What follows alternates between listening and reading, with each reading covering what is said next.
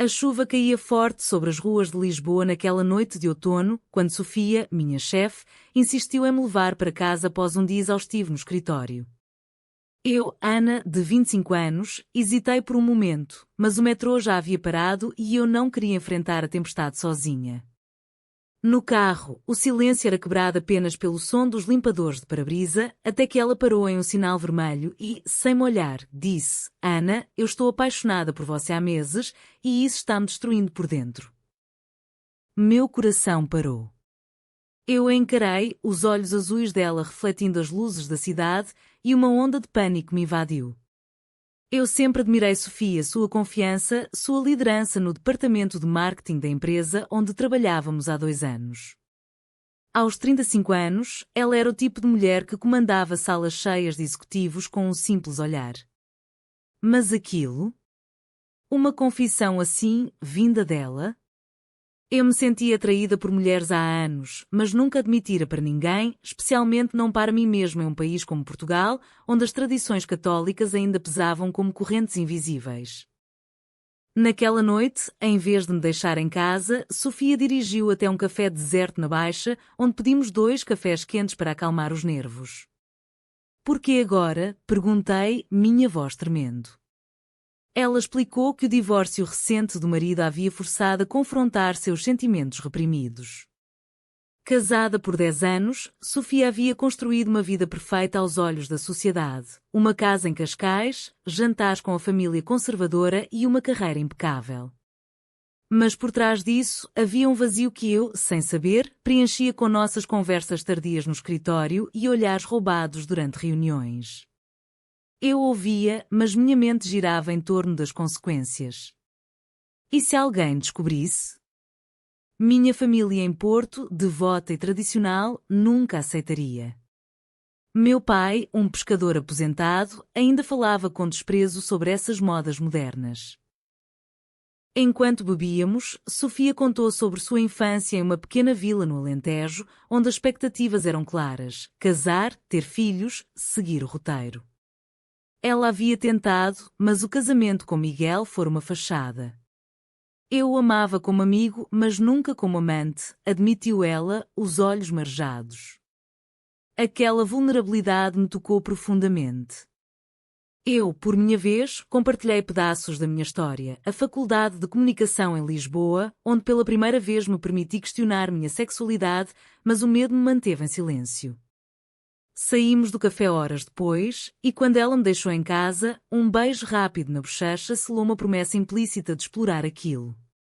Mas ao entrar no apartamento vazio, o pânico voltou. O que eu estava fazendo? No dia seguinte, no escritório, tudo parecia normal, mas o ar estava carregado. Sofia evitou meus olhos durante a reunião matinal e eu me senti exposta, como se todos soubessem. Minha melhor amiga no trabalho, Rita, notou minha distração e perguntou o que havia de errado. Eu menti, dizendo que era cansaço, mas internamente, o conflito rugia. À tarde, Sofia me chamou para a sua sala. Precisamos conversar sobre ontem, disse ela, fechando a porta. Ali, sozinhas, ela propôs que mantivéssemos discrição, explorando nossos sentimentos aos poucos. Eu concordei, mas com reservas. O que seria da minha carreira se isso vazasse? Em uma empresa conservadora como a nossa, rumores poderiam destruir tudo.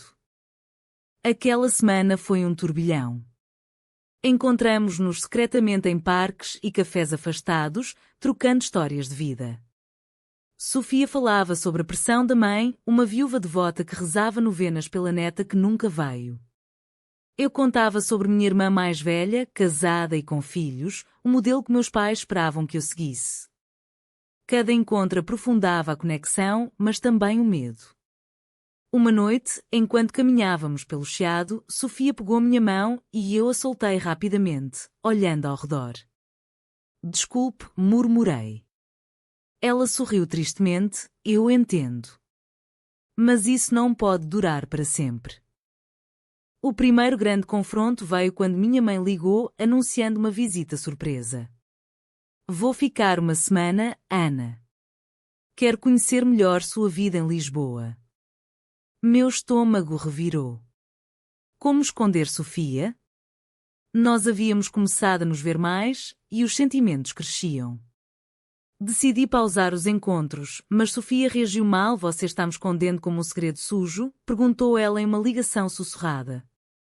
Aquilo doeu, mas era verdade. A chegada da minha mãe forçou uma escolha, continuar mentindo ou arriscar tudo.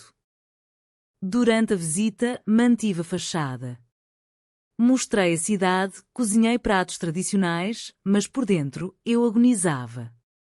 Sofia mandava mensagens discretas e eu respondia escondida no banheiro. Uma noite, após o jantar, minha mãe perguntou sobre namorados. Você precisa se estabilizar, filha. Aos 25, eu já tinha você. Eu sorri forçado, mas as palavras ecoaram como uma acusação. Naquela mesma noite, Sofia me ligou chorando. Seu ex-marido descobrira mensagens antigas e ameaçava contar para a família dela. O caos começava. O fim de semana com minha mãe foi um teste de resistência. Caminhávamos pelo bairro Alto, ela comentando sobre as mudanças estranhas na sociedade portuguesa, referindo-se aos casais do mesmo sexo que víamos de mãos dadas. Graças a Deus você é normal, Ana, disse ela, e eu engoli em seco. Internamente, questionava tudo. Era eu normal? Sofia representava uma liberdade que eu ansiava, mas o preço parecia alto demais. Quando minha mãe partiu, respirei aliviada, mas o alívio durou pouco. Sofia marcou um encontro urgente em um restaurante discreto em Alfama. Lá, ela estava pálida, os olhos azuis inchados de chorar. Miguel sabe sobre nós, confessou. Ele encontrou uma mensagem no meu celular antigo. Meu mundo desabou. Miguel, um advogado influente, poderia espalhar rumores que arruinariam nossas reputações. Sofia explicou que ele estava furioso, não por ciúme, mas por se sentir traído após o divórcio. Ele ameaça contar para minha mãe se eu não pagar uma compensação extra. Aquilo era chantagem pura, mas em Portugal, onde as leis de divórcio ainda carregavam estigmas, especialmente para mulheres, ela se sentia encurralada. Eu a abracei, sentindo o cheiro familiar de seu perfume, e prometi apoio. Mas por dentro, o pânico crescia. E se ele contasse para escritório? Nossa empresa, uma multinacional com raízes conservadoras, não toleraria escândalos. Decidimos confrontá-lo juntas. No dia seguinte, marcamos uma reunião em um café neutro. Miguel chegou com um sorriso sarcástico, os cabelos grisalhos e o terno impecável contrastando com nossa tensão. Então, é isso? Minha ex-esposa e sua subordinada, zombou ele. Sofia manteve a compostura, negociando um acordo. Ela pagaria o que ele pedia em troca de silêncio. Eu observava, calada, sentindo-me como uma intrusa em sua vida passada. Aquele encontro marcou o início de uma série de concessões. Sofia transferiu o dinheiro, mas o estresse a mudou. Ela se tornou mais distante no trabalho, evitando contato visual durante as reuniões. Eu, por minha vez, comecei a questionar minha lealdade. Vale a pena arriscar tudo por isso? Uma noite, sozinha em casa, pesquisei sobre direitos LGBT em Portugal. O casamento igualitário existia desde 2010, mas a aceitação social variava, especialmente em famílias tradicionais. Li histórias de rejeição, de filhos deserdados, e o medo me paralisou. Então veio a traição inesperada. Rita, minha amiga do escritório, me confrontou no almoço. Eu vi você e Sofia juntas no parque. O que está acontecendo? Eu neguei, mas ela insistiu. Se for o que eu penso, tome cuidado. As pessoas falam. Meu coração acelerou. Como ela soube? Mais tarde, descobri que Miguel havia espalhado rumores sutilmente para contatos em comum. Sofia ficou furiosa quando contei. Ele quebrou o acordo, exclamou. Decidimos ignorar, mas o dano estava feito. No escritório, olhares curiosos nos seguiam. Para complicar, minha família interveio. Meu pai ligou, dizendo que ouvira boatos de uma prima que trabalhava em Lisboa. O que é isso de você andar com mulheres mais velhas? Volte para Porto se não souber se comportar. Eu chorei sozinha, sentindo o peso da tradição. Sofia, ao saber, propôs fugirmos por um fim de semana para Sintra, para respirarmos. Aceitei, precisando de espaço. Na viagem, em meio às florestas e castelos, reconectamos.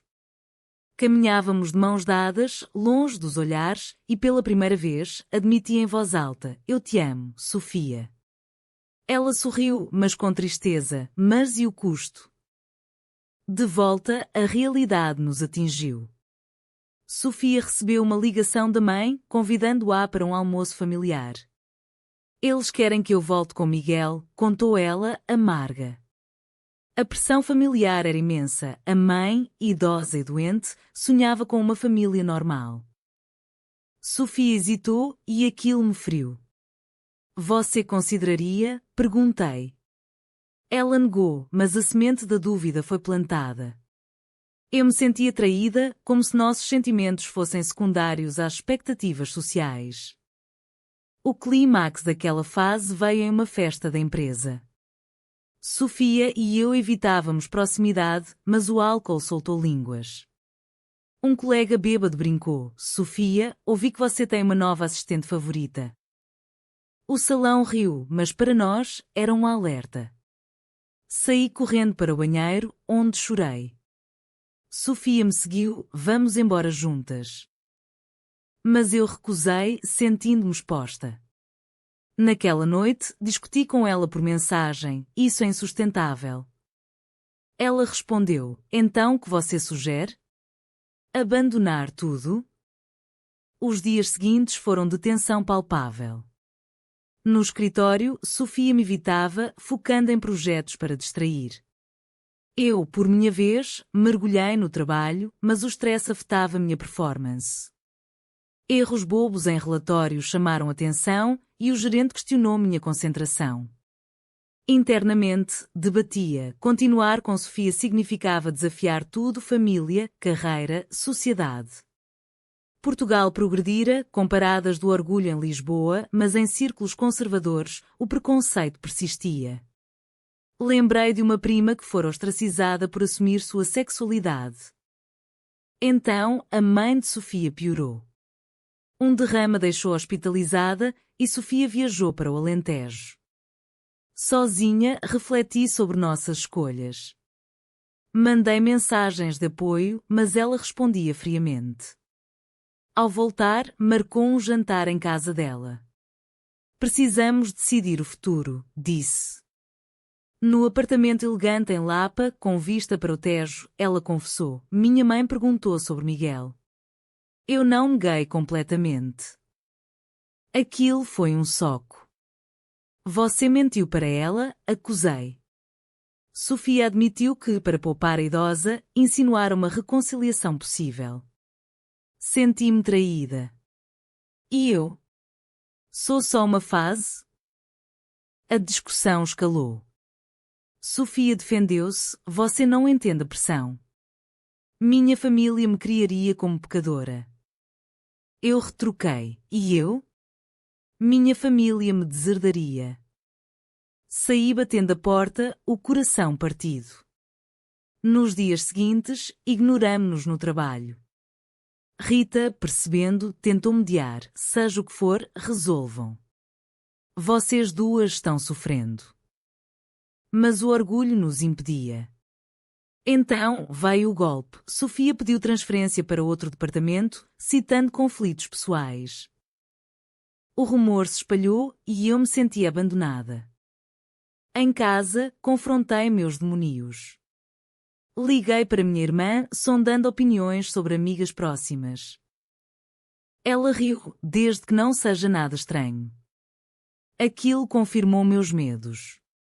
Decidi viajar para Porto para limpar a cabeça.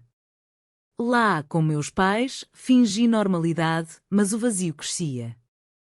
Meu pai, notando minha tristeza, perguntou: é homem? Eu neguei, mas as lágrimas vieram. Seja o que for, família vem primeiro, disse ele. Aquelas palavras ecoaram: família ou amor? De volta a Lisboa, encontrei Sofia por acaso em uma livraria no Chiado. Ela comprava um livro sobre identidade e nossos olhares se cruzaram. Podemos conversar? Pediu ela. Sentamo-nos em um banco próximo. Sofia explicou que a transferência era para nos proteger, mas que se arrependia. Eu te amo, Ana, mas o medo me paralisa. Eu admiti o mesmo. Decidimos tentar novamente, mas com regras, terapia para lidar com o trauma e descrição absoluta. Mas o destino testou-nos. Miguel reapareceu, enviando uma carta ameaçadora para Sofia, exigindo mais dinheiro ou exporia tudo. Furiosa, ela decidiu processá-lo por chantagem. Eu apoiei, mas o processo atrairia atenção. Contratamos um advogado especializado em direitos LGBT que nos orientou sobre proteções legais. Pela primeira vez, sentimos empoderamento. No entanto, durante o processo, detalhes vazaram para a família de Sofia. Sua mãe, recuperando-se, ligou chorando. Como você pode fazer isso? Deus não aprova. Sofia desligou, destruída. Eu a consolei em casa, mas o custo emocional era alto. Minha própria família começou a questionar minhas ausências. Você está estranha, Ana? Tem algo que não nos conta? Perguntou minha mãe por videochamada. Menti novamente, mas a culpa corroía. Em uma sessão de terapia conjunta, exploramos nossos conflitos. Sofia lutava com a culpa católica internalizada, eu com o medo de rejeição. O terapeuta nos encorajou a confrontar as raízes, mas as sessões revelavam feridas profundas. O ponto de virada veio quando o caso contra Miguel foi arquivado por falta de provas concretas. Ele venceu e os rumores no escritório intensificaram. Sofia foi chamada pela diretoria, seu desempenho caiu. É por causa de problemas pessoais? Ela negou, mas saiu abalada. Naquela noite, propôs, talvez devamos parar. Eu recusei, mas a dúvida crescia. O amor valia a destruição? A pressão culminou em uma crise. Sofia, estressada, cometeu um erro grave em um projeto importante, custando milhares à empresa. Culparam-na publicamente e ela pediu demissão. Não aguento mais, disse-me por mensagem. Eu corri para sua casa, encontrando-a embalando caixas. Vou para o Alentejo, cuidar da mãe e repensar a vida. Meu mundo ruiu. E nós? Perguntei. Ela chorou. Eu te amo, mas isso nos destrói. Aquela foi a maior traição, escolher a família sobre nós. Furiosa, confrontei-a, você sempre foge quando dói. Ela rebateu. E você? Vive escondida. A briga terminou com ela saindo, me deixando sozinha. Nos dias seguintes, o escritório zumbia com fofocas sobre sua saída. Rita me consolou, se era amor, lute. Mas eu me sentia derrotada. Decidi revelar tudo para minha família em uma viagem impulsiva para Porto. No trem, ensaiei as palavras, o coração acelerado. Chegando, reuni pais e irmã para jantar. Eu sou gay e estava com uma mulher, confessei. O silêncio foi ensurdecedor. Meu pai se levantou, isso é uma fase. Volta ao normal. Minha mãe chorou, o que fizemos de errado? Minha irmã tentou mediar, mas o dano estava feito. Dormi no sofá, sentindo-me rejeitada. No dia seguinte, discussões acaloradas. A sociedade vai te julgar, disse meu pai. Eu defendi, mas é quem eu sou. Eles não aceitaram, mas prometeram tentar entender. Voltei a Lisboa com um misto de alívio e dor. Sem Sofia, a solidão me consumiu. Busquei apoio em grupos LGBT online, onde ouvi histórias semelhantes. Uma amiga virtual me encorajou a reconectar. Liguei para Sofia, que atendeu friamente. Estou tentando seguir em frente, disse. Mas sua voz tremia. Convenci-a a se encontrar em Lisboa para uma conversa final. No encontro, no Jardim da Estrela, ela admitiu: sinto sua falta todos os dias. Eu também. Decidimos tentar mais uma vez, mas honestamente, ela confrontaria a família, eu a minha. O processo foi árduo. Sofia visitou a mãe e revelou tudo. A reação foi dura: você me decepciona. Mas com o tempo, a idosa amoleceu, temendo perder a filha. Minha família, após semanas de silêncio, ligou: estamos lendo sobre isso. Venha com ela um dia. Aquilo foi um raio de esperança. No trabalho, com Sofia demitida, eu assumi mais responsabilidades, provando meu valor. Mas o passado nos assombrava. Miguel espalhou mais rumores, mas ignoramos. Então veio o despertar coletivo. Em uma parada do orgulho em Lisboa, participamos juntas, de mãos dadas entre a multidão. Pela primeira vez, sentimos-nos livres. Amigos nos apoiaram e o escritório, surpreendentemente, evoluiu com treinamentos sobre diversidade. Sofia encontrou um novo emprego em uma empresa progressista. Eu avancei na carreira. Mas as cicatrizes permaneciam, as noites de insomnia, as lágrimas, as escolhas dolorosas. Com o tempo, nossa relação se fortaleceu. Vivíamos juntas em um apartamento no Príncipe Real, bairro acolhedor para a comunidade LGBT. Sofia lidava com a mãe aos poucos, visitando o Alentejo com frequência. Minha família, embora relutante, nos recebeu para um Natal tenso, mas civilizado. Meu pai até perguntou sobre o trabalho de Sofia, um pequeno passo. Mas a sociedade ainda testava, olhares julgadores em restaurantes, comentários sussurrados. Aprendemos a ignorar, focando no amor. No entanto, um último conflito surgiu. Sofia recebeu uma oferta de emprego em Madrid, melhor salário e oportunidades. É uma chance para recomeçar, disse. Mas eu hesitava. Deixar Lisboa significava abandonar raízes, amigos. Discutimos noites inteiras. E se for o fim? Perguntei. Ela garantiu: vamos juntas. Mas o medo de mudança me paralisava, e quando velhos traumas. Decidi: vou com você. A mudança foi um salto de fé, deixando para trás o conhecido pelo incerto. Em Madrid, adaptamo-nos.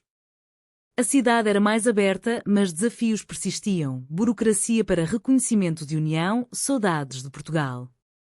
Sofia floresceu no novo emprego, enquanto eu freelancava em marketing. Nossa relação amadureceu, com terapia contínua ajudando a navegar conflitos. Mas refletindo, questionava as escolhas: valer o sofrimento? As traições, as perdas?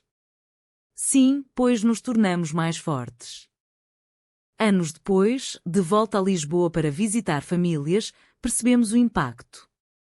Minha irmã nos convidou para o batizado do sobrinho, sinal de aceitação. A mãe de Sofia, agora frágil, sorriu ao nos ver: vocês parecem felizes. Aquilo selou a jornada.